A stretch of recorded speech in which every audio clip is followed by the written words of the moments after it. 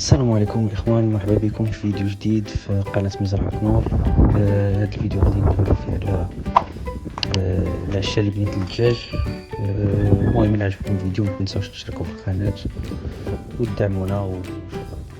فكيف ما كتشوفوا في اللقطات اللي سبقات، بديت كنوقف الحديد ديال الكادر ديال العشاء. الحديد كان اصلا عندي، يعني كان ما داخلش ليني في الحساب ديال داكشي اللي شريت، وهنا كنت دخلت الدجاج باش نشوف كيفاش غادي يكون التعامل. السلام عليكم يا اخوان. فيديو صغير بالنسبه لي هي الشكل ديال العشاء المسائل اللي درنا فيها والتقنيه، يعني كيف ما كتشوفوا فيها متر على 6. هنا كاين 3 وهنا كاين 3 على 6.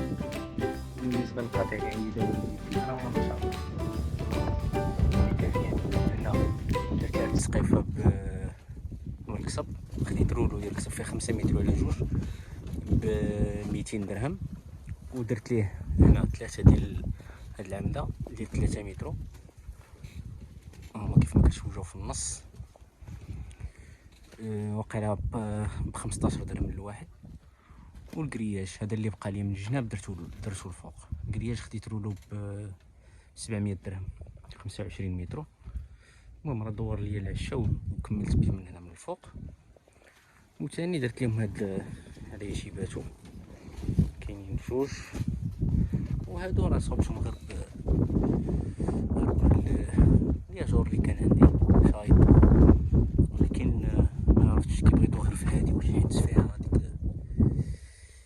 ديك البياضه. هنايا الوسطانيه ولا هادو ديما خاويين.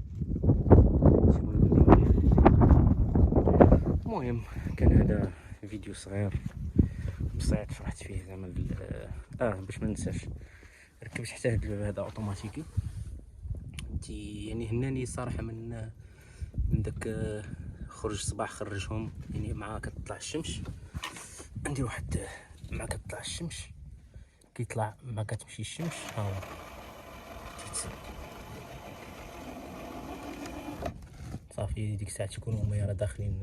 جربتو البارح، يعني كيدخلوا تيتسد، كيشوف الدورة تيتحل. يعني صراحة إضافة زوينة هذه، يعني الواحد اللي كيبغي زعما يسهل عليه العمل، يعني راه إضافة زوينة.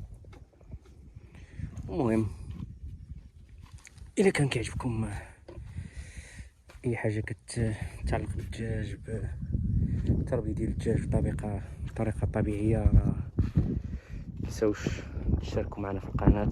هما ما شاء الله الدجاج ديالنا راه كيرعى. تشاركوا معنا في القناة، دعم وتحفيز لينا، وإلى اللقاء.